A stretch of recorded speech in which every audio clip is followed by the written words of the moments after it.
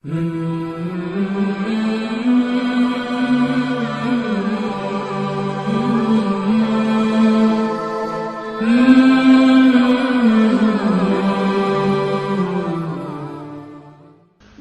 اللہ الرحمن الرحیم ورحمۃ اللہ وبرکاتہ۔ الحمد للہ الذی خلق الموت والحیاة لیبلوکم ایکم احسن عملا، ونشهد ان لا الہ الا اللہ واشهد ان محمدا عبده ورسولہ۔ اما بعد فاعوذ باللہ من الشیطان الرجیم، بسم اللہ الرحمن الرحیم۔ یا ایہا الذین آمنوا اتقوا اللہ ولتنظر نفس ما قدمت لغد واتقوا اللہ ان اللہ خبیر بما تعملون۔ وقال فی موضع آخر من عمل صالحا من ذکر او انثى فلنحيينه حياة طيبة ولنجزينهم أجرهم بأحسن ما كانوا يعملون۔ عن شداد بن عوس رضي الله تعالى عنه قال قال رسول الله صلى الله عليه وسلم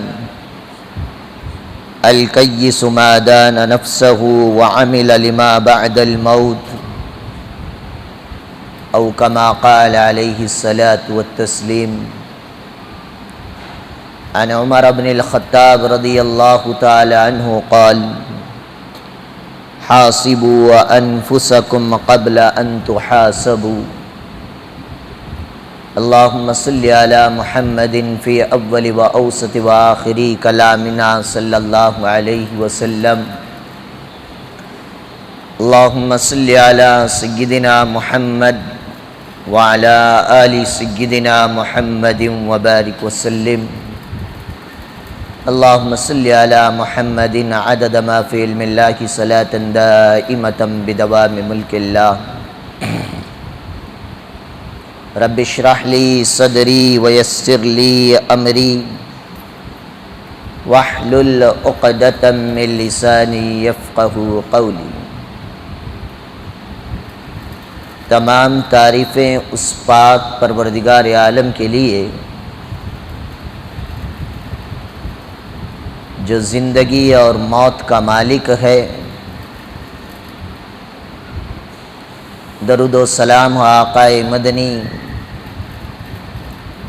محمد عربی صلی اللہ علیہ وسلم کی ذات پر، جن کے ذریعے سے اللہ تبارک و تعالیٰ نے ہمیں دنیاوی زندگی اور دنیا کے بعد کی زندگی کے بارے میں مطلع فرمایا۔ حضرات گرامی قدر اور امت مسلمہ کے نوجوانوں، اللہ تبارک و تعالیٰ نے قرآن مجید میں بہت ساری جگہ پر اپنا محاسبہ کرنے کا حکم فرمایا ہے۔ محاسبہ معلوم؟ اکاؤنٹنگ، اپنے بارے میں حساب کتاب لینا۔ جیسے ہم کاروبار میں محاسبہ کرتے ہیں، حساب کتاب لیتے ہیں۔ صبح میں گئے، دکان کھول دی، گھر واپس آ گئے یا مارکیٹنگ کے لیے نکل گئے، شام میں جب پھر دکان پہ جاتے ہیں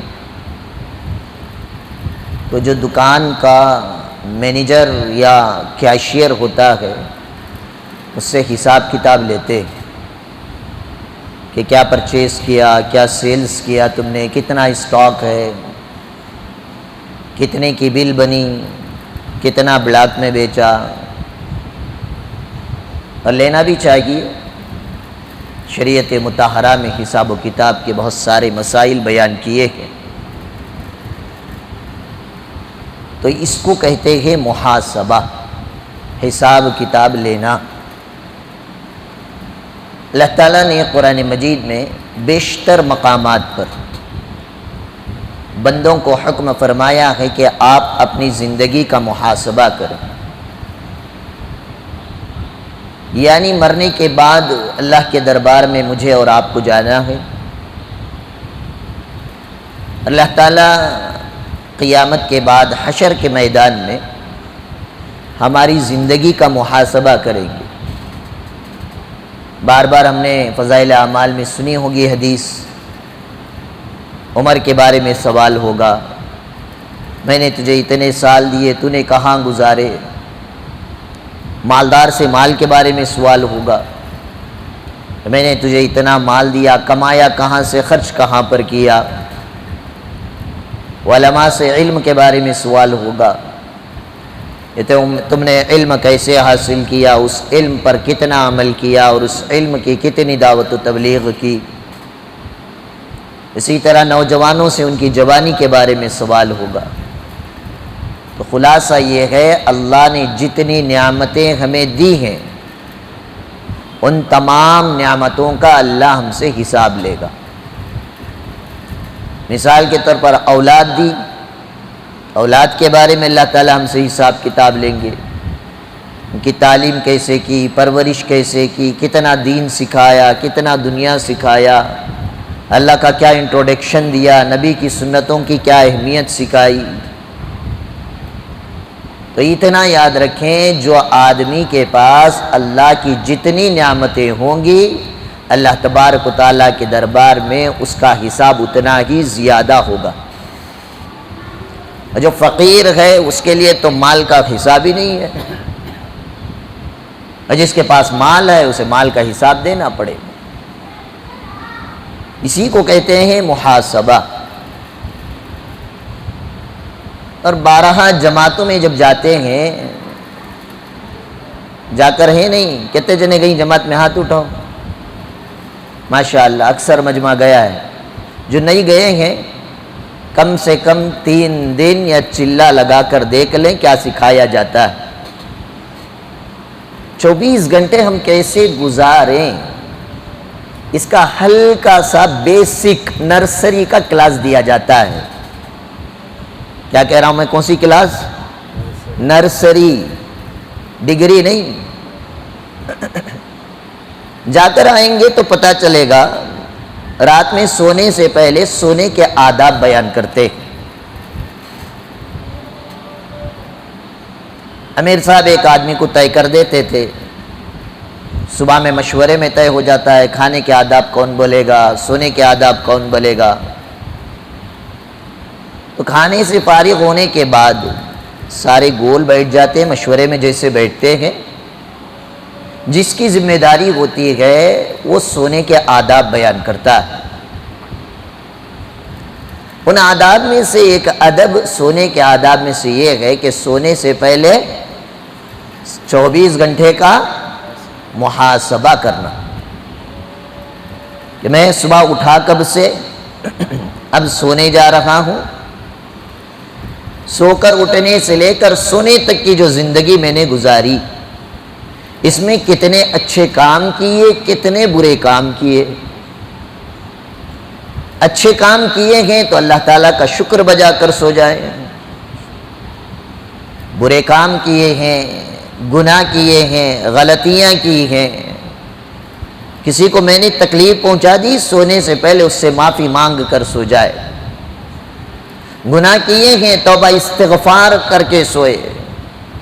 بلکہ اکابر صوفیہ جہاں پر سونے کے آداب بیان کرتے ہیں، اس میں دعا کے ساتھ کہتے ہیں کہ کلمات توبہ پڑھ کر سویا کریں، اپنے بچوں کو سکھائیں۔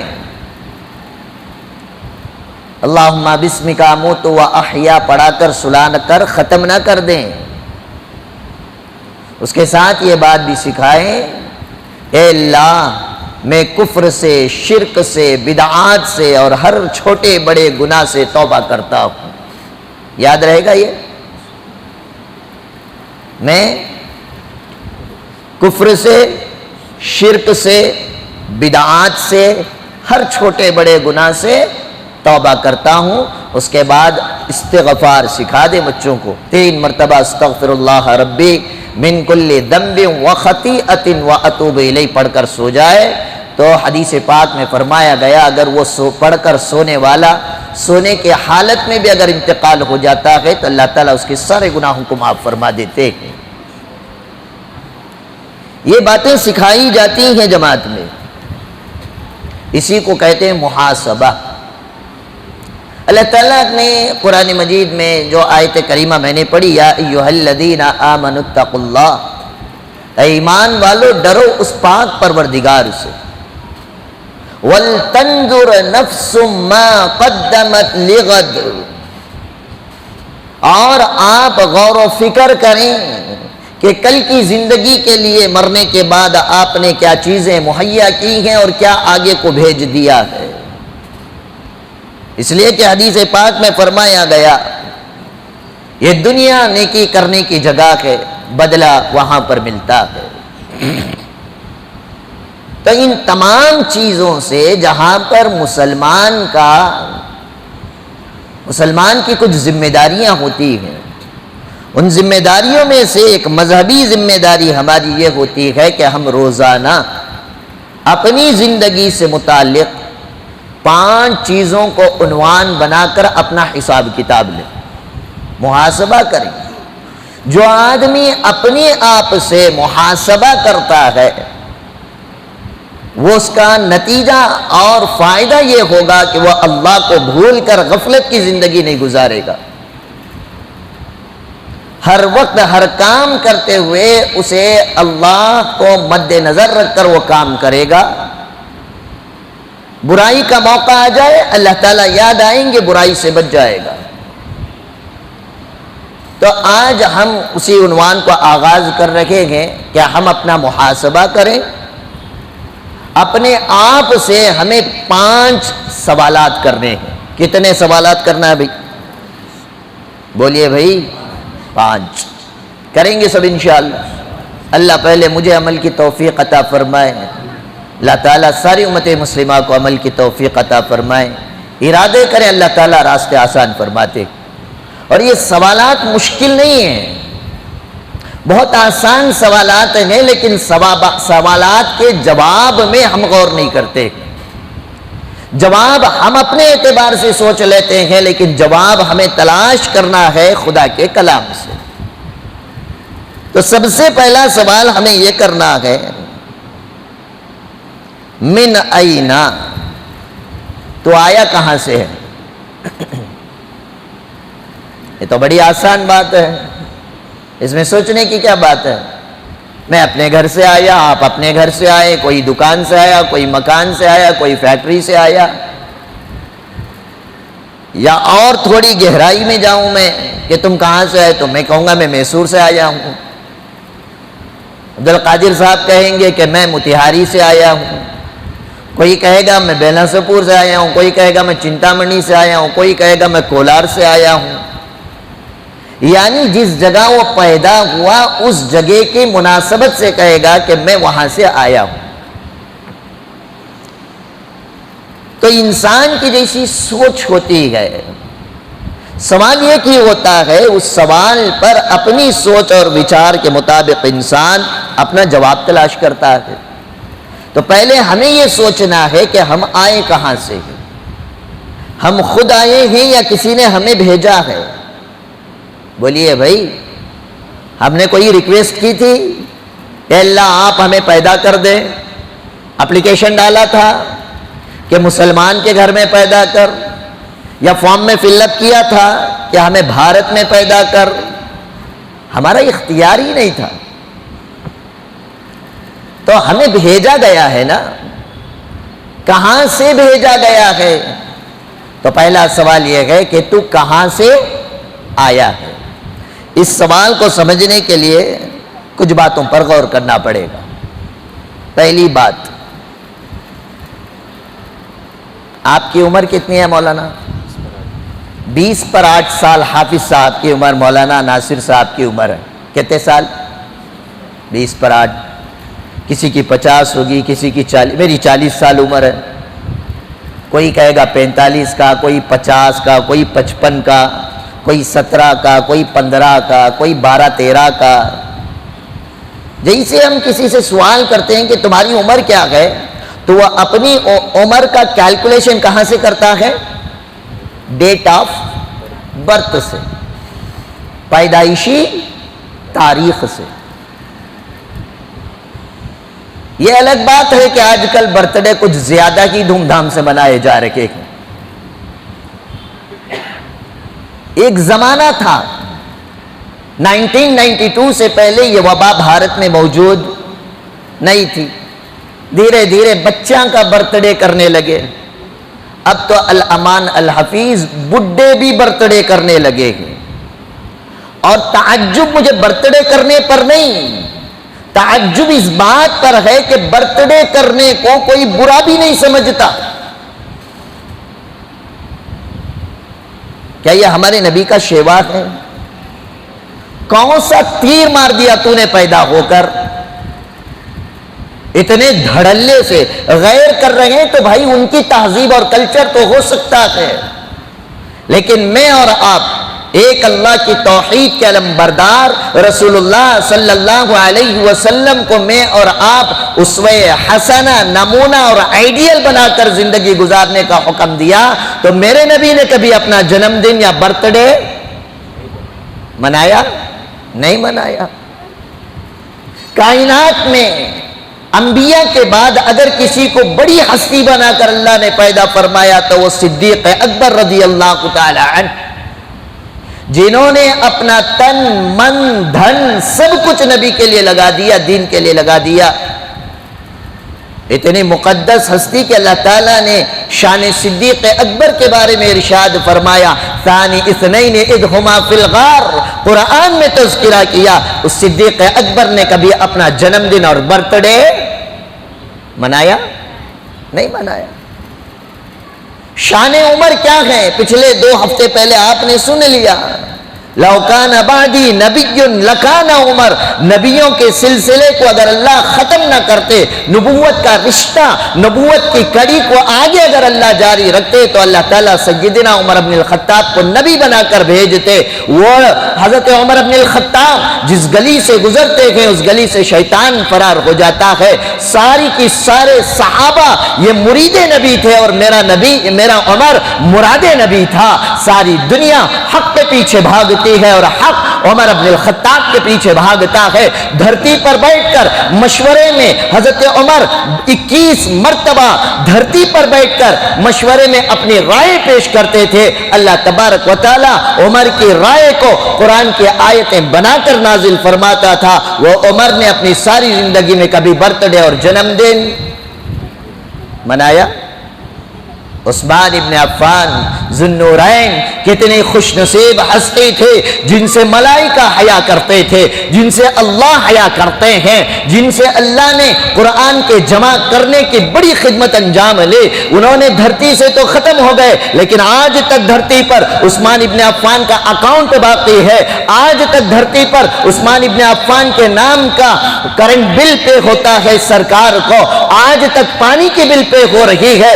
آج تک ان کے مال سے لاکھوں نہیں کروڑوں لوگوں کو آج تک امداد اور نصرت کی جا رہی ہے. وہ عثمان ابن عفان جس کے نکاح میں میرے نبی کی 2 بیٹیاں گئی تھے، اس عثمان ابن عفان نے کبھی اپنا جنم دن اور برتھ ڈے بولیے جی نہیں منایا.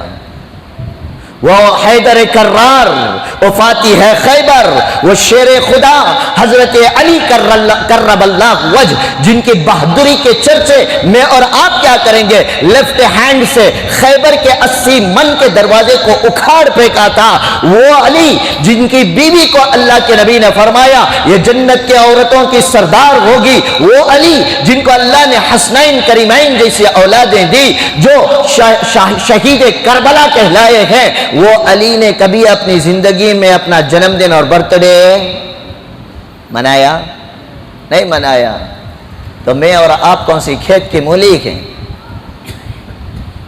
برتھ ڈے منا رہے ہیں، کیکیں کاٹی جا رہی ہیں، دعوتیں شاوتیں کی جا رہی ہیں، جلوس ہنگامہ آرائیہ کی جا رہی ہے، مساجد کے سامنے پٹاخے پھوڑے جا رہے ہیں، جتنے انشلس ہیں اتنے انشل کے کیک کاٹے جا رہے ہیں۔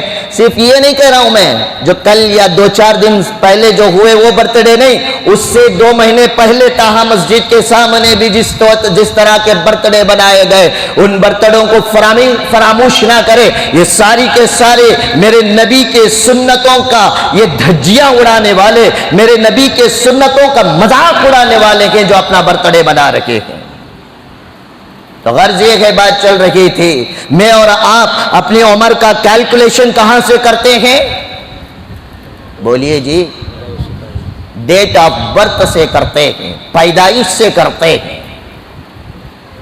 سوال یہ ہے کہ کیا ہماری جو عمر، جو مولانا نے اپنی عمر 28 سال بتائی، اس عمر میں جو انہوں نے یا میں نے اور آپ نے جو اپنے ماں کے رحم مادر کے اندر 9 مہینے گزارے نہیں گزارے بھائی؟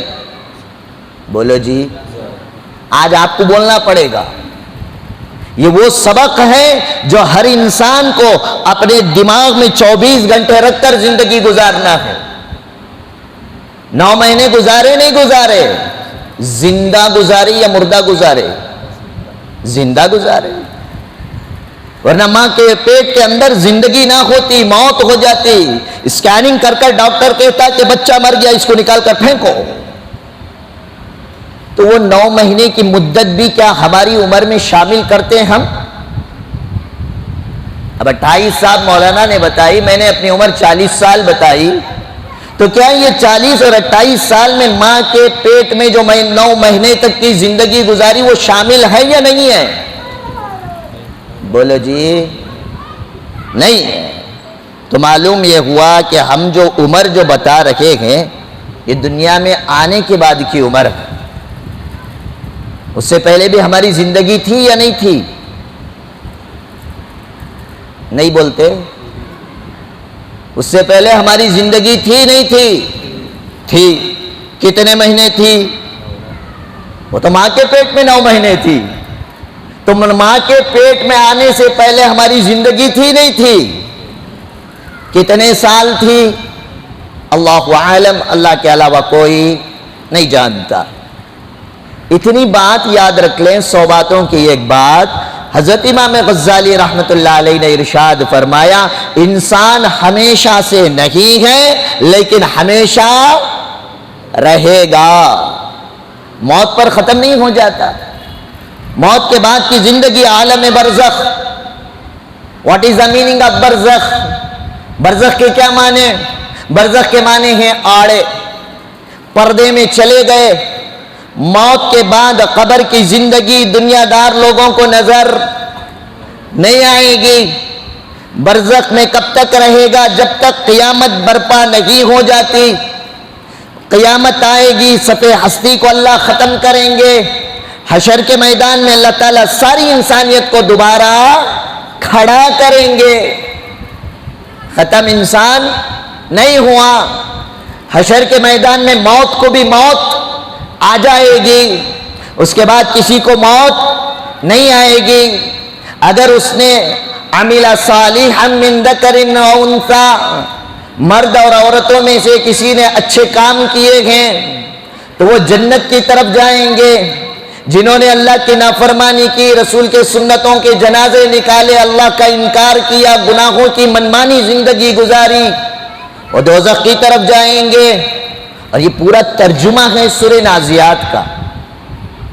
وَأَمَّا مَنْ خَافَ مَقَامَ رَبِّهِ وَنَهَى النَّفْسَ عَنِ الْهَوَىٰ فَإِنَّ الْجَنَّةَ هِيَ الْمَأْوَىٰ۔ اس سے پہلے اللہ نے فرمایا فَإِنَّ الْجَحِيمَ هِيَ الْمَأْوَىٰ۔ بدکار لوگ جہنم میں، نیکوکار لوگ جنت کی طرف جائیں گے، اور جانے کے بعد وہاں پر موت نہیں آئے گی۔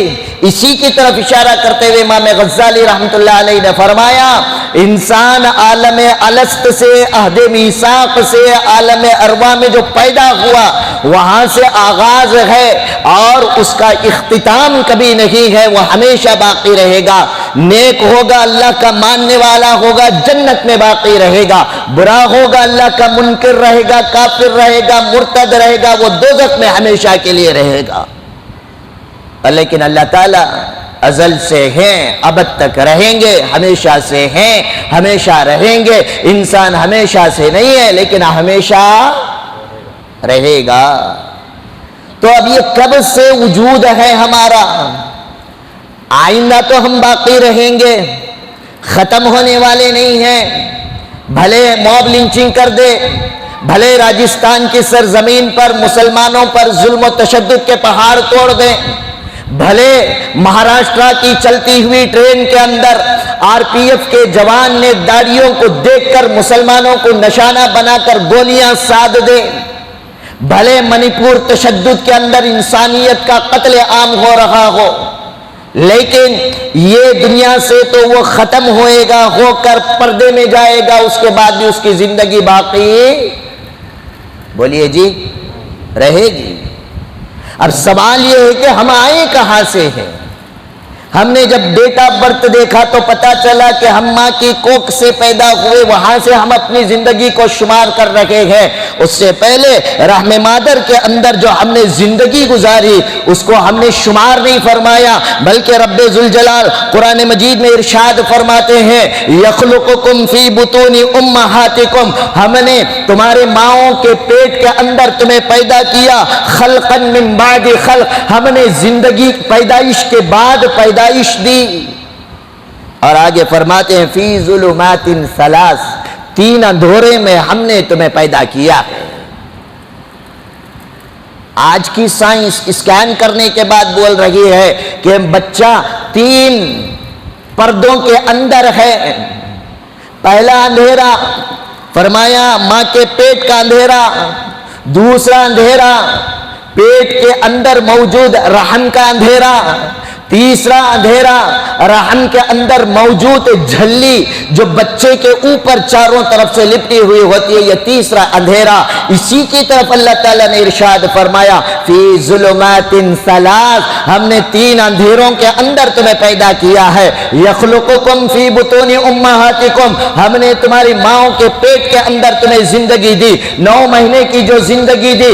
آگے اللہ تعالیٰ ارشاد فرماتے ہیں خلقا من بعد خلق، ہم نے پیدائش کے بعد پیدائش دی، یعنی یہ پیدائش کے بعد پیدائش سے کیا مراد ہے؟ انسان ماں کے پیٹ کے اندر 9 مہینے کی جو زندگی گزارتا ہے، اس 9 مہینے کے مختلف ادوار کو بیان فرما رہے ہیں۔ اللہ تعالیٰ نے قرآن مجید میں دوسری جگہ پر ارشاد فرمایا ثم خلقنا النطفة علقة، اے انسان ہم نے تجھے ایک منی کے نطفے سے جمے ہوا خون بنا کر ہم نے چھوڑ دیا، فخلقنا العلقة مضغة، پھر ہم نے اس جمے ہوئے خون سے ہم نے تجھے ایک گوشت کا لوتھڑا بنایا، گوشت کا ٹکڑا بنایا، ایک بوٹی بنا کر چھوڑ دی، فخلقنا المضغة عظاما، پھر اس گوشت کو ہم نے گوشت کے اندر ہم نے ہڈیاں پیدا کر دی، فکسونا العظام لحما، پھر ہم نے اس ہڈیوں کے اوپر مزید اور گوشت کے کپڑے پہنا دیے، ثم انشأناہن خلقا آخر، پھر ہم نے اس کو ایک بہترین خوبصورت شکل دے کر انسانی بچہ اور بچی کی شکل میں ہم نے تمہیں دنیا میں بھیجا۔ انسان اپنی ماں کے پیٹ کے اندر ہر 40 دن کے اندر بدلتا ہے، نطفے سے مضغہ بنتا ہے، مضغے سے علقہ بنتا ہے، علق سے عظام بنتا ہے، عظام کے اوپر پھر فکسونا العظام، اللہ تعالیٰ گوشت کو پیدا فرماتے ہیں، وہ گوشت بھی ایسا پیدا فرماتے ہیں، وہ ہڈی کے اوپر لگا ہوا گوشت پتہ نہیں چلتا کہ یہ الگ سے لگا ہے، بلکہ اس کو قصاب چاقو لے کر کھرید کر نکالتا ہے۔ اللہ تعالیٰ نے اتنا انوکھا پیدا کیا، وہ اللہ کی خدا اللہ کی قدرت کو دیکھے، اتنے پر بس نہیں فرمایا، آگے فرماتے ہیں وَنَفَخَ فِيهِ مِن رُوحِهِ وَجَعَلَ لَكُمُ السَّمْعَ وَالْأَبْصَارَ وَالْأَفْئِدَةَ۔ ہم نے اتنا ہی نہیں، اے انسان، ہم نے ماں کے پیٹ کے اندر وَنَفَخَ فِي الصُّورِ، ہم نے تیرے ماں کے پیٹ کے اندر مِن رُوحِ، ہم نے روح کو پیدا کیا، اور وَجَعَلَ لَكُمُ السَّمْعَ، تجھے سننے کے لیے ہم نے کان دیے، وَالْأَبْصَارَ، دیکھنے کے لیے آنکھیں دی، وَالْفُؤَادَ، ہم نے دھڑکنے والا دل بھی عنایت فرمایا ہے۔ ماں کے کوکھ کے اندر، ماں کے پیٹ کے رحم مادر کی جھلی کے اندر، تین اندھوروں کے اندر انسان ہے۔ اب اندازہ لگائیں، وہاں پر کوئی پانی کا قطرہ پہنچانا چاہے نہیں پہنچا سکتا۔ اللہ تعالیٰ نے انسان کو کس انداز سے پیدا کیا، بال کا میٹیریل الگ ہوتا ہے، دانتوں کا میٹیریل الگ ہوتا ہے، ناخن کا میٹیریل الگ ہوتا ہے، خون کا میٹیریل الگ ہوتا ہے، ہڈی کا میٹیریل الگ ہوتا ہے، گوشت کا میٹیریل الگ ہوتا ہے۔ ہر طرح کے اللہ تعالیٰ نے میٹیریل کو ماں کے کوکھ کے اندر رحم مادر کے ذریعے سے، اپنی قدرت کے ذریعے سے اللہ تبارک و تعالیٰ نے ماں کے پیٹ کے اندر ہمیں بال بھی اگائے، ناخن بھی اگائے، چمڑا بھی عطا فرمایا، دانت کا ہمیں میٹیریل بھی عنایت فرما دیا، اور ناخنوں کا میٹیریل بھی عطا فرما دیا، ہڈیوں کا میٹیریل بھی عطا فرما دیا، جمع ہوا خون، دل، یہ بھی عطا فرمایا، بہنے والا خون یہ بھی ہمیں عطا فرمایا، گوشت بھی عطا فرمائے، اس گوشت کے اندر باریک باریک نسیں پیدا فرمائے۔ انسان کی باڈی کے اندر الگ الگ قسم کے اللہ تبارک و تعالیٰ نے انتڑیاں پیدا کر دی، فلٹر ہو کر جانے والا ایک فلٹر اللہ تعالیٰ نے کھانے پینے کی چیزوں کو عطا فرمایا۔ میرا بندہ اگر آنکھیں کھولتا رہ جائے، ہوا لگ کر اس کی آنکھیں سوکھ جائیں گی، اس آنکھ سوکھ نہ پائے، اس کو وائپ ہونے کے لیے اللہ تعالیٰ نے ایک بہترین اوپر سے ایک پلک کی شکل عطا فرما دی۔ ہر سیکنڈ کے اندر انسان نہ چاہتے ہوئے بھی اپنے آنکھوں کی پلکیں مارتا ہے۔ یہ جب پلک مارتا ہے، اللہ تعالیٰ نے آنکھوں کے دونوں جانب دو نلکے پیدا کر دیے، ایک سے پانی نکلتا ہے، دوسرے سے جاتا ہے۔ انسان پلک مارا، نیچے کا پانی پلک میں لگا، اوپر کو گیا، آنکھ کے اوپر لگا ہوا گرد و غبار صاف ہو جاتا ہے، انسان دیکھنے لگتا ہے۔ اتنا ہی نہیں، آج اتنا کمپیوٹر ٹیکنالوجی اگرچہ کہ عروج اور فوق الثریا پر پہنچ چکا ہے، لیکن آج تک کسی انسان نے، کسی سائنسدان نے انسان کے آنکھ کے اندر کا جو پتلی ہے یہ کتنے میگا پکسل کی ہے، کسی نے اس کی جانچ پڑتال نہ کی۔ اتنی سی آنکھ کے اندر ہزاروں میٹر کی نسیں اللہ تعالیٰ نے رکھ دی، اس نس کے اندر بھی خون بہتا ہے۔ یقین نہ آئے، کبھی آئینے کے سامنے، کبھی شیشے کے سامنے کھڑے ہو کر آنکھ کو کھول کر اپنے آنکھ پر غور کر کے دیکھ لینا، لال لال باریک باریک رگیں پیدا کرنے والی ذات کون ہے؟ یہ ساری چیزیں اللہ نے کہاں پیدا کی؟ انسان کو اللہ تعالیٰ نے سننے کے لیے کان دیے، کان کے اندر کا معمولی سا پردہ اگر اس کو ہلکا سا دھکا بھی لگ جاتا ہے انسان سن نہیں سکتا، اس کا اسپیکر خراب ہو جاتا ہے، اس کا ساؤنڈ سسٹم خراب ہو جاتا ہے۔ لیکن اللہ تعالیٰ نے ایک منی کے نطفے کے ذریعے سے جس کو اللہ تعالیٰ نے مضغہ علقہ بنایا، ان ادوار کے اندر انسان کی ضرورت کے سارے میٹیریل اللہ تبارک و تعالیٰ نے انسان کے پیٹ میں دینے کے بعد قرآن میں ارشاد فرماتا ہے افرأیتم ما تمنون، اے انسانوں کیا تم دیکھتے نہیں ہو اس منی کے نطفے سے میں نے کیسا پیدا کیا ہے؟ اانتم تخلقونہ ام نحن الخالقون، بتاؤ اس مادہ منویہ سے انسان کو تم نے پیدا کیا ہے یا میں نے پیدا کیا ہے؟ دنیا گرچہ کے 2024 کے دور کے قریب آ چکی ہے، لیکن آج تک کرۂ ارض پر کسی انسان نے اٹھ کر یہ دعویٰ نہیں کیا کہ انسان کی تخلیق اور پیدائش میں میرا بھی کچھ حصہ ہے۔ لیکن یہ سارے طرح کے میٹیریل اللہ نے پیدا فرمائے، اور یہ پیدا الگ سے کوئی چیز نہیں، تین اندھوروں کے اندر رکھ کر اللہ تبارک و تعالی مجھے اور آپ کو یہ سارے کے سارے چیزیں عنایت فرمائے۔ اتنا ہی نہیں ایمان والو، میں اور آپ آج تک یہ دیکھتے ہیں کہ دیکھو بھائی کتنے تعجب کی بات ہے، اللہ تبارک و تعالی نے ہر انسان کا فنگر پرنٹ الگ بنایا ہے۔ کتنے ارب خرب مسلمان اور کتنی ساری انسانیت دنیا کے اندر اب موجود ہے، کتنے اس دنیا سے چلے گئے، کتنے قیامت تک آئیں گے، اللہ تبارک و تعالیٰ نے ہر ایک کا فنگر پرنٹ بولیے جی الگ بنایا۔ فنگر پرنٹ ہی نہیں، اب تو ٹیکنالوجی اور آگے بڑھ گئی، اب نیا جو لاک آ گیا فیس لاک، نہیں موبائل نام یاد نہیں، فیس لاک. ان کا موبائل میں اپنے فیس 100 بار دکھاؤں اوپن، میرے موبائل کو یہ 150 بار دیکھیں فیس اوپن ہوتا ہے. کیوں بھائی؟ ان کی بھی ناک وہی ہے، ان کے بھی کان وہی ہیں، ان کے بھی آنکھیں وہی ہیں، ان کے بھی ہونٹ وہی ہیں، ان کے بھی 2 ہی ہونٹ 2 ہی آنکھ اور 2 ہی نکڑیاں 2 ہی کان ہیں، میرے بھی ویسے ہی ہیں، لیکن اوپن کیوں نہیں ہو رہا ہے؟ سائنس کہتی ہے اس لیے کہ اس کے آنکھوں کی بناوٹ الگ ہے، تیرے آنکھوں کی بناوٹ بتائیے بھائی الگ ہے. اس کیمرے کو سیمسنگ نے بنایا، کاربن میں بنایا، ایپو نے بنایا، ویوو نے بنایا، کس کمپنی نے بنایا؟ یہ برانڈ آف اللہ تبارک و تعالی ہے. اس نے اتنا بنا دیا، کبھی اپنے برانڈ کا پرچار تک دنیا میں نہیں کیا. معمولی سی گھڑی لیتے ہیں ہم لوگ،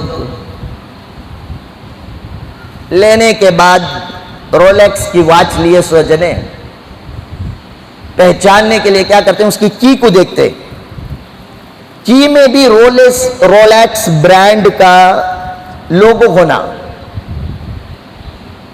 ریڈو کی جو مہنگی گھڑیاں ہوتی ہیں اس کے ہلکے ہلکے پرزے کے اوپر بھی آپ کو ریڈو لکھا ہوا ملتا ہے. دیکھ کر ہم تعجب کرتے ہیں، کیا کلاکاری بھائی، کیا ٹیکنالوجی، میڈ ان جاپان لکھو ہے. اے انسان، جتنا انسان کی بناوٹ پر غور کر کے تو تعجب کرتا ہے، اتنا کبھی اپنے آپ پر غور کر لیتا، پتا چل جاتا کہ میں آیا کہاں سے ہوں. انسان کو جنا کر راکھ کر دے، زلزلے میں طوفانوں میں پھنس کر باڑی پھٹ جائے، بام رکھ کر اس کے بدن کے پرخچے اڑ جائیں، ہڈی نہیں، ہڈی تو کافی بڑی ہے، ایک بال مل جائے اور اس بال کو لا کر آپ جانچ پڑتال کے لیے دیں، وہ بال بھی بتا دے گا کہ اس مرے ہوئے انسان کا جو یہ بال ہے، یہ بال کا ڈی این اے کیا ہے. اللہ تعالیٰ نے آپ کے اور میرے بدن کے عضو کے اندر، every part of the body کے اندر اللہ تبارک و تعالیٰ نے میرے اور آپ کے باپ کے ڈی این اے کو چھپا کر رکھا. کبھی ہم نے تعجب نہیں کیا؟ فنگر پرنٹ پہ غور کر لیتے ہیں، آنکھوں کے فیس لاک پہ ہم غور کر لیتے ہیں. اے انسان غور کر کے دیکھ، اللہ تبارک و تعالیٰ نے تجھے اور مجھے جیسے بنایا، جلا کر راکھ کر دے، پانی میں باڈی ڈب کر پھٹ کر ختم ہو جائے، بام سے پرخچے اڑ جائیں، اس پورے باڈی کی ضرورت نہیں. تیرے اور میرے سر کے ایک بال بھی اگر مل جاتا ہے، اس بال سے بھی پتا چل جاتا ہے کہ تیرا اور میرا باپ کون ہے.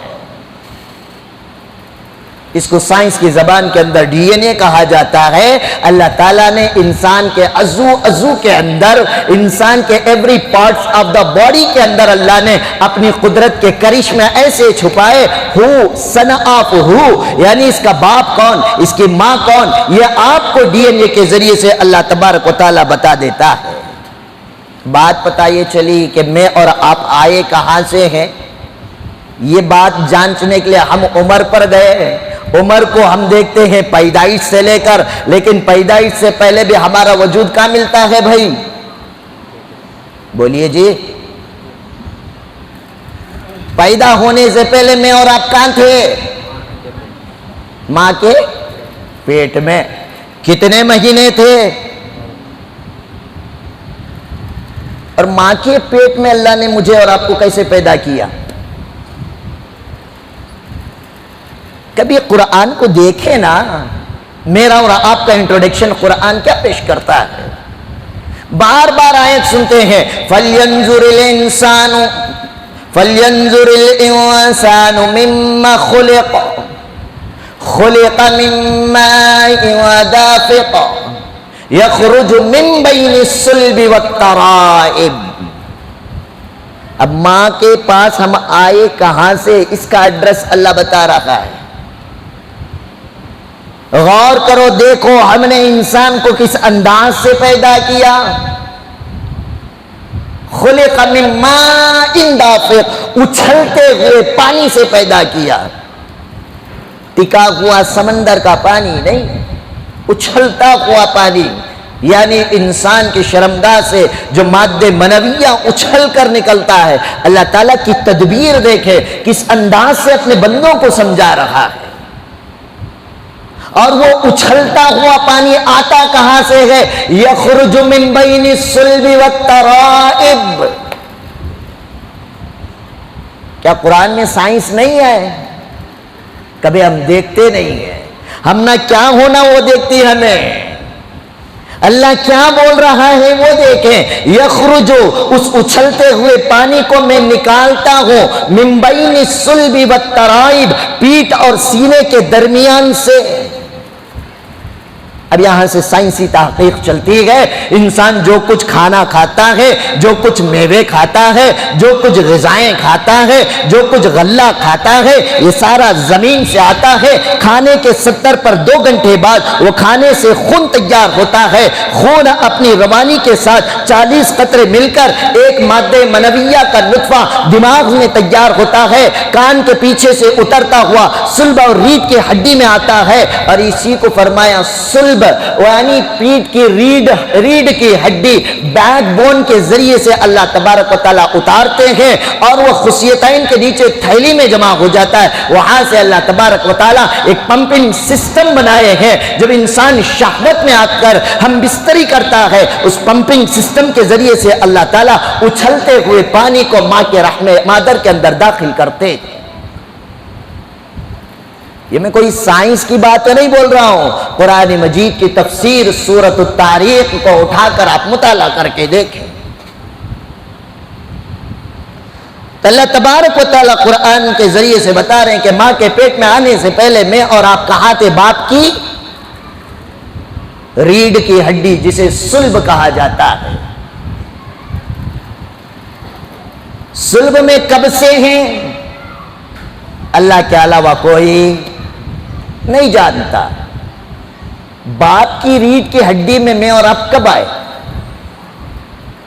ہم لوگ اپنی زندگی کو ریورس گیئر میں لے کے جا رہا ہوں میں، بات سمجھ میں آ رہی ہے؟ جہاں پیدا ہوئے وہاں سے ماں کے پیٹ میں، ماں کے پیٹ سے صلب پدر میں، باپ کی ریڑھ کی ہڈی میں۔ اب سوال یہ ہے باپ کی ریڑھ کی ہڈی میں آئے کہاں سے؟ قرآن مجید کہتا ہے ہوا اعلم بکم اذ انشأکم من الارض، اے انسانوں اللہ تمہیں اس وقت سے جانتا ہے جب اس نے تمہیں زمین سے نکالا تھا۔ باپ کی ریڑھ کی ہڈی میں جانے سے پہلے میں اور آپ کہاں تھے؟ کہاں تھے جی؟ زمین۔ اب یہاں پہ مفسرین نے لکھا ہے زمین کے کس حصے میں تھے؟ حضرات مفسرین نے لکھا عرفات کے میدان میں۔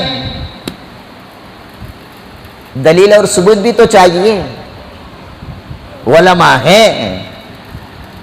اب یہاں پر حدیث بیان فرمائی، اس کے بعد میں آیت پیش کروں گا۔ حدیث میں حضور اکرم صلی اللہ علیہ وسلم نے فرمایا جب اللہ تعالیٰ نے آدم علیہ السلام کے پتلے کو بنایا، اس میں روح کو پیدا کر دیا، اور اس کے بعد اللہ تعالیٰ نے عرفات کے میدان میں کھڑا کیا، کھڑا کر کے آدم علیہ السلام کی پیٹھ کو اللہ تعالیٰ نے مس فرمایا۔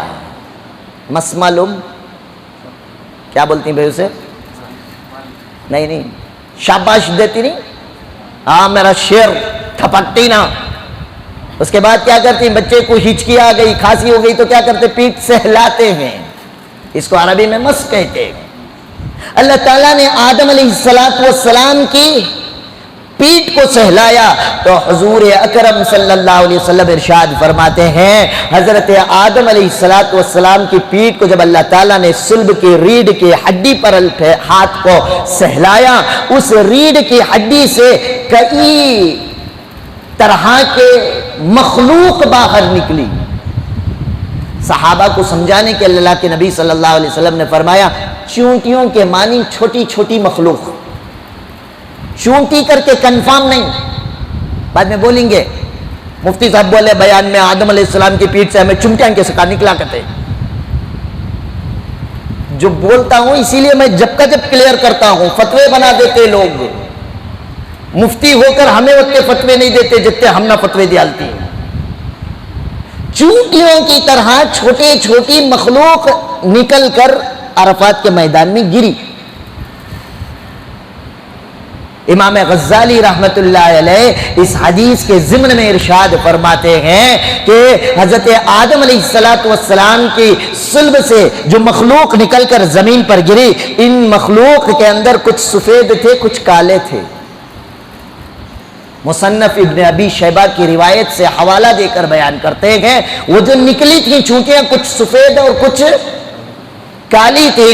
امام غزالی فرماتے ہیں جو سفید تھی وہ ایمان والوں کی تھی, جو کالی تھی یہ بے ایمان والوں کی تھی. ان میں جو وہ مخلوق تھی, بعض فیس ٹو فیس ٹہرے تھے, بعض بیک ٹو بیک ٹہرے تھے, بعض چہرے پر چہرہ لگا کر, بعض پیٹ کو پیٹ لگا کر. جو چہرے سے چہرہ لگا کر ٹہرے تھے یہ رشتہ دار, بھائی, دوست, ریلیشن والے ہوں گے. جو پیٹ سے پیٹ لگا کر کھڑے تھے وہ زندگی میں دشمنیاں نبھائیں گے.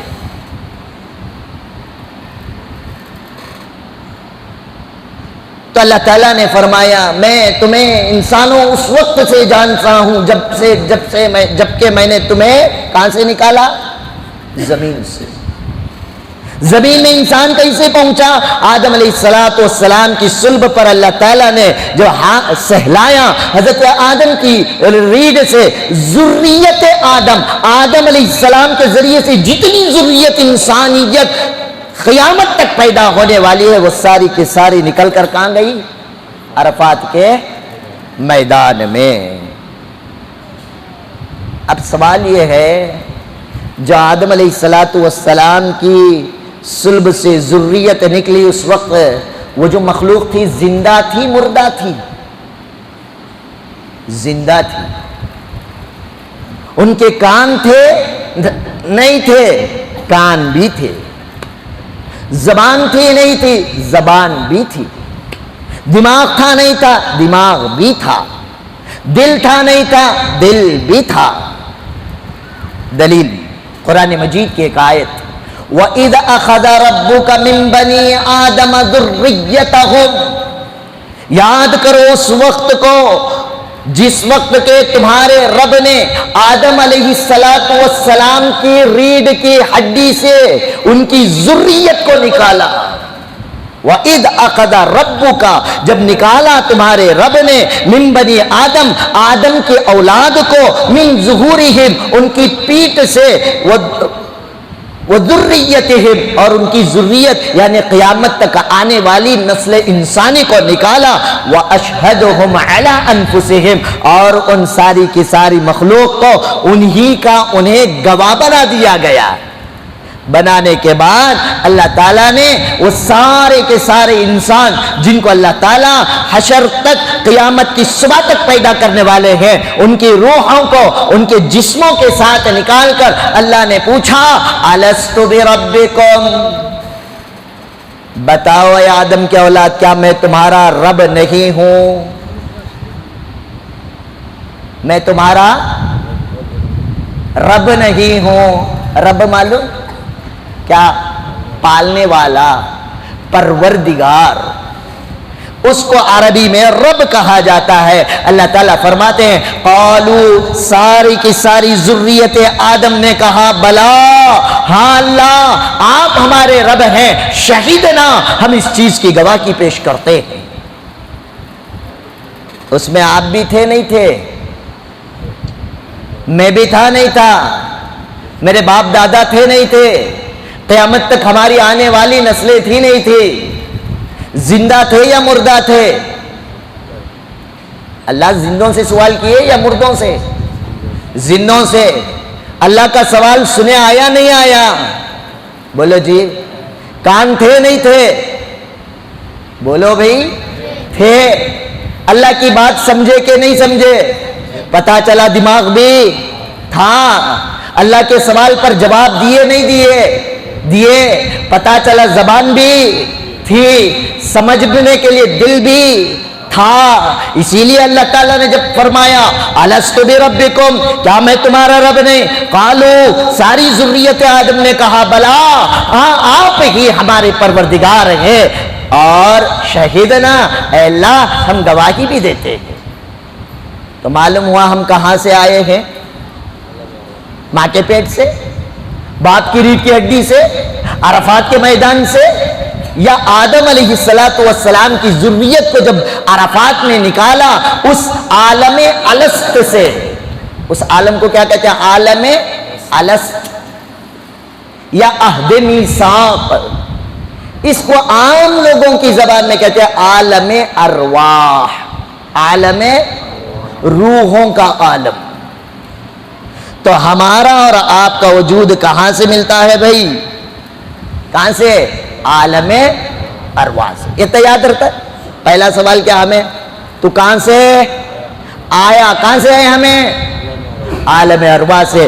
دماغ انسان اپنے دماغ میں یہ سوال اور یہ سوال کا جواب رکھ کر زندگی گزارے کہ میں اور آپ اس بھارت میں 25 28 40 50 سال پہلے نہیں آئے. اللہ نے مجھے اور آپ کو عالم ارواح سے ایک وعدہ لے کر بھیجا ہے. ایسے ہی بھیج دیا؟ ایسا ہی بھیج دیا کبھی نہیں. ایک وعدہ لیا، الست بربکم، کیا میں تمہارا رب نہیں؟ ہم نے کہا کہ باری تعالیٰ آپ ہمارے رب ہیں. اللہ سے جو وعدہ نبھایا وہ انسان دنیا میں آ کر کیا کریا؟ بولو بھائی، بھول گا. اب وہ اللہ اپنے بندوں سے اتنی محبت کرتے ہیں، میرا بندہ بھول گیا ہے، اسے یاد دلاؤ.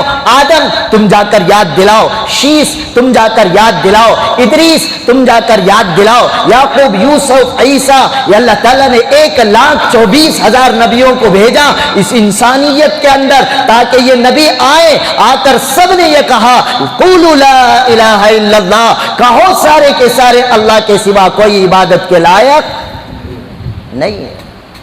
سارے نبیوں کی محنت، سارے نبیوں کی ذمہ داری، سارے نبیوں کا دین پہنچانے کا جو ذمہ تھا وہ یہی تھا کہ ساری انسانیت ایک اللہ کو ماننے والی بن جائے. اور اس وعدے کو یاد دلانے کے لیے اللہ تعالیٰ نے انبیاء کو بھیجا اور نبیوں کا سلسلہ جاری رکھا. جب میرے اور آپ کے نبی آخری نبی بن کر جناب محمد الرسول اللہ صلی اللہ علیہ وسلم اس دنیا میں آئے، اب نبی کا آنے کا دروازہ ختم، آخری نبی، اس کے بعد کوئی نبی آنے والا نہیں. تو اب یہ نبوت والا کام اللہ تعالیٰ نے خیر امت کو عنایت فرمایا کہ ایمان والو، جتنے تمہارے بعد آنے والے ہیں انہیں بھلائی کا حکم دو، برائی سے روکو، ایک اللہ کی توحید کی بات کرو، ایک رب کا یقین دل میں پیدا کرو، حضور اکرم صلی اللہ علیہ وسلم کے طریقے پر عمل کرو اور یہ دعوت دوسروں تک پہنچاؤ تاکہ یہ قیامت تک آنے والی نسل انسانی اللہ کو یاد کر کر، رب مان کر، پروردگار مان کر زندگی گزارنے والی بن جائے. جب بن جائے گی تو کیا ہوگا وہ بعد میں بیان کروں گا. خالی نبیوں کو، اولیاء کو، بزرگان دین کو، علماء کو، مبلغین کو ذمہ داری دے کر چھوڑا نہیں. فرمایا کہ جب بھی آپ نماز کے لیے آئیں، رکعت باندھیں، ثنا پڑھیں، تعوذ اور تسمیہ پڑھیں، اس کے بعد تمہیں ہر رکعت میں سورۃ الفاتحہ پڑھنی پڑے گی. اور اس سورہ فاتحہ کی پہلی آیت پڑھیں الحمدللہ رب العالمین. باقی باتیں بعد میں بیان کرنا، پہلے اس رب پاک پروردگار کی تعریف کرو جو عالموں کا پالنے والا ہے. اللہ نے پہلی آیت میں ہر رکعت میں یہ سبق دیا کہ تمہیں یہ وعدہ کرنا پڑے گا کہ میں تعریف کے لائق ہوں. کیوں؟ اس لیے کہ عالموں کا اور تمہارا پالنے والا میں ہوں. اب قیام میں تو تم نے اقرار کر لیا، کہیں رکوع میں بھول نہ جاؤ، سجدے میں بھول نہ جاؤ، اس لیے فرمایا رکوع میں جاؤ تو کہو سبحان ربی العظیم، سجدے میں جاؤ تو کہو سبحان ربی الاعلی. ہر جگہ اللہ تبارک و تعالیٰ نے رب ہونے کا یہ کہ ایک سبق، اور جب ریویژن دیتے رہا. اذان ہو گئی کوئی بات نہیں، اذان کے بعد دعا پڑھو تو کہو اللہم رب هذه الدعوة التامة، سجدے یہ رکوع کر کے اٹھے، سمع اللہ لمن حمدہ پڑھ لیا، اب کہنا پڑے گا ربنا ولک الحمد۔ ہر جگہ اللہ تعالیٰ نے یہ رب رب رب رب رب دے کر انسان کو بتایا کہ دیکھو تمہیں کھیت کھلیان نہیں پالتے، فیکٹریاں نہیں پالتی، نوکری چاکری نہیں پالتی، ڈالر ریال کرنسیاں روپیز تنخواہیں نہیں پالتی، پاک پالنے والی ذات اگر کوئی ہے وہ رب العالمین کی ذات ہے۔ اور جس نے اللہ کے اس وعدے کو یاد رکھا اور زندگیاں گزار لی، یقین کے ساتھ گزار لی، یاد رکھو ایمان والو، نہ ہمارے اور آپ کے ساتھ مہاراشٹر کی چلتی ہوئی ٹرین کے اندر جو مسلمانوں کو گولیاں داغی گئی یہ واقعہ پیش نہ آتا، نو اور راجستھان کے اندر جو مسلمانوں پر ظلم و تشدد کے جو پہاڑ توڑے جا رہے ہیں یہ حالات پیدا نہ ہوتے، منی پور کے اندر جو 3 مہینوں سے جو تشدد انسانیت پہ ہو رہا ہے یہ حالات انسانیت نہ دیکھ پاتی تھی۔ یہ حالات کیوں آ رہے ہیں؟ اس لیے کہ اللہ نے تمہیں اور مجھے جو اپنے رب ہونے کا، اور وہ غیر مسلم وہ بھی عالم ارواح میں تھے، ان سے بھی وعدہ لیا تھا، الست بربکم، بتاؤ تمہارا رب کون؟ سب نے کہا تھا قالوا بلا شہیدنا، آپ ہی ہمارے پروردگار ہیں۔ لیکن یہ انسان نے جب بھول گیا اللہ تعالیٰ کو، اللہ تعالیٰ نے اپنی یاد دلانے کے لیے یہ حالات پیدا کر دیے۔ انسان زیادہ خوش ہو جاتا ہے نا تو اللہ کو بھول جاتا ہے، اس لیے کوئی ایسا رنج غم ڈال دیتا ہے، تکلیف ہوتی ہے تو کہتا ہے اللہ، اسی لیے حالات آ رہے ہیں۔ اور اللہ تعالیٰ نے دنیا میں ہم سے مطالبہ بھی زیادہ نہیں کیا، قرآن کہتا ہے ان الذین قالوا ربنا اللہ، بے شک جو لوگ کہتے ہیں مانتے ہیں ہمارا رب کون ہے، قرآن ان الذین قالوا ربنا اللہ، ہمارا رب اللہ ہے، ثم استقاموا، پھر اس پر وہ جمے اور ڈٹے رہتے ہیں۔ کوئی حکومت آ جائے، کوئی ظلم و تشدد کے پہاڑ توڑ دے، کوئی بائیکاٹ کر دے، کوئی حلالی کہے، کوئی گالی دے، جو کچھ کرنا ہے کر لے، میں رب کا ماننے والا ہوں، میں ہرگز اللہ کے علاوہ کسی اور کو رب مان نہیں سکتا۔ ثم استقاموا، جب ثابت قدمی کے ساتھ ٹک جاتا ہے، اللہ تعالیٰ فرماتے ہیں تتنزل الملائکہ، تتنزل علیہم الملائکہ، اللہ تبارک و تعالیٰ ان پر فرشتوں کو بھیجتے ہیں۔ زندہ مثال جنگ بدر، وہ بدر کے میدان میں 313 صحابہ تھے جن کا یقین تھا، استقامت تھا اللہ کے بارے میں کہ وہی رب ہے۔ اللہ تعالیٰ نے فرشتوں کے ذریعے سے بدر کے میدان میں ایمان والوں کی امداد اور نصرت کر کے بتا دیا۔ آئیں گے تو کیا ہوگا؟ اللہ تخافوا، جب تم نے اللہ کے بارے میں اپنے رب ہونے کا یقین کر لیا، پختہ یقین، اس پر جم گئے، تو تمہیں کسی سے ڈرنے کی ضرورت ہے نہیں۔ وَلَا تَحْزَنُوا، تمہیں غمزدہ ہونے کی ضرورت نہیں۔ یہ آرمی، یہ حکومتیں، یہ بھاجپا، یہ VHP، یہ RSS، یہ کوئی سیاسی سماجی پارٹیاں آپ کا بال بانکا نہیں کرتی۔ شرط یہ ہے کہ تم ایک رب کا یقین ماننے والے بن جاؤ، استقامت سے ٹک جاؤ۔ اللہ تخافوا، تمہیں ڈرنے کی ضرورت نہیں۔ وَلَا تَحْزَنُوا، تمہیں غمزدہ ہونے کی ضرورت نہیں۔ جب ایسے زندگی گزاریں گے تو کیا ہوگا؟ وَأَبْشِرُوا بِالْجَنَّةِ الَّتِي كُنْتُمْ توعدون، تو ہم ایسے لوگوں کو جنت کی بشارت دیتے ہیں، وہ جنت جس کا وعدہ اللہ تبارک و تعالیٰ نے تم سے عالم ارواح میں کیا تھا۔ بات سمجھ میں آ گئی؟ پہلا سوال کیا ہے اپنی زندگی کے محاسبے کا؟ تو آیا کہاں سے ہے؟ کہاں سے آئے ہم لوگ؟ اللہ سے آئے۔ خالی ہاتھ آئے؟ کچھ وعدہ کر کے آئے؟ بولیے جی، وعدہ کر کے آئے۔ کیا وعدہ؟ ہمارا رب فیکٹری، جاب، کرنسی، ڈالر، ریال، دینار، درہم نہیں، ہمارا رب پالنے والا کون ہے؟ اللہ تبارک و تعالیٰ ہے۔ اس پر ثابت قدمی کے ساتھ رہیں گے۔ یہ حالتیں جو کچھ آ جائے ہمیں غمزدہ بھی نہیں ہونا ہے اور ہمیں خوف بھی نہیں کھانا ہے۔ اللہ کی ذات کا یقین رکھ کر ترتیب پر تدریب اختیار کرتے ہوئے آ جائیں، اللہ تعالیٰ حالات کو درست فرما دیں گے۔ اللہ تبارک و تعالیٰ سے دعا ہے اللہ تعالیٰ کہیں سنی تمام باتوں پر عمل کی توفیق عطا فرمائے۔ وآخر دعوانا ان الحمد للہ رب العالمین۔